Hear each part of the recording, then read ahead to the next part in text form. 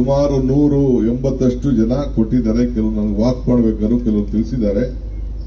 Shantinagar housing society ವಿಚಾರ ಇರ್ಬೋದು, sanitary line, flood area, cycling cadre, tree, ಆಮೇಲೆ ಏರ್ಪೋರ್ಟ್ಗೆ ಬಸ್ಸು, ಇವೆಲ್ಲ ಕೂಡ ಮತ್ತು ಕೆಲವು ವಾಟರ್ ಬಿಲ್ ವಿಚಾರದಲ್ಲಿ, Koramangala metro line, new projects, ಇವೆಲ್ಲ ಕೂಡ ಕೆಲವೆಲ್ಲ ಕೊಟ್ಟಿದ್ದೀರಿ. ಕಸದ ವಿಚಾರ ಕೊಟ್ಟಿದ್ದೀರಿ, ಎಸ್ಟಿಪಿ ವಿಚಾರ ಕೊಟ್ಟಿದ್ದೀರಿ,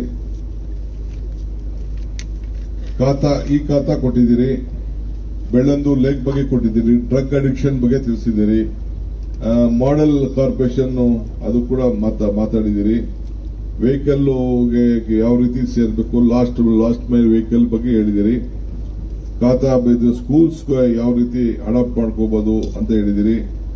ಸೊ ಈ ರೀತಿ ಫುಟ್ಪಾತ್ ಬಗ್ಗೆ ಕೊಟ್ಟಿದ್ದೀರಿ, ಸಿಎಸ್ ಸೈಟ್ ಬಗ್ಗೆ ಕೊಟ್ಟಿದ್ದೀರಿ, auto system, bill over bill, vacant site, area, tree plantation ವಿಚಾರ ಇವೆಲ್ಲ ಕೂಡ ತಿಳಿಸಿದ್ದೀರಿ.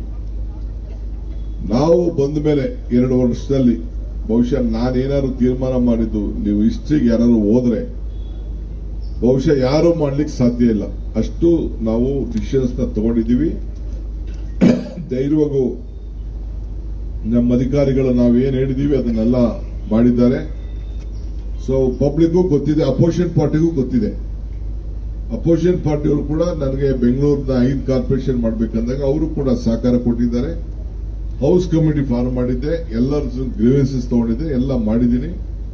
ಈಗ ಮೊದಲು 198 ವಾರ್ಡ್ ಇತ್ತು, ಈಗ 369 ವಾರ್ಡ್ ಮಾಡಲಿಕ್ಕೆ ಎಲ್ಲ ವ್ಯವಸ್ಥೆ ಆಗಿ ಈಗಾಗಲೇ ಕಾರ್ವಿಂಗ್ ಆಗಿದೆ, ಕೆಲಸ ಕೂಡ ನಡೀತಾ ಇದೆ, ಅಬ್ಜೆಕ್ಷನ್ ಹಾಕಿದ್ದಾರೆ, ಏನಾಗುತ್ತೆ ಮಾಡ್ತೀವಿ.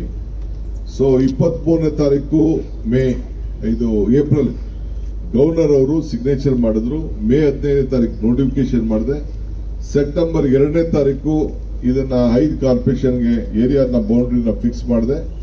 ಈಗ ಏರಿಯಾ ಕೂಡ ಕಾರ್ವ್ ಮಾಡಿದೀವಿ, ಆಗಿದೆ.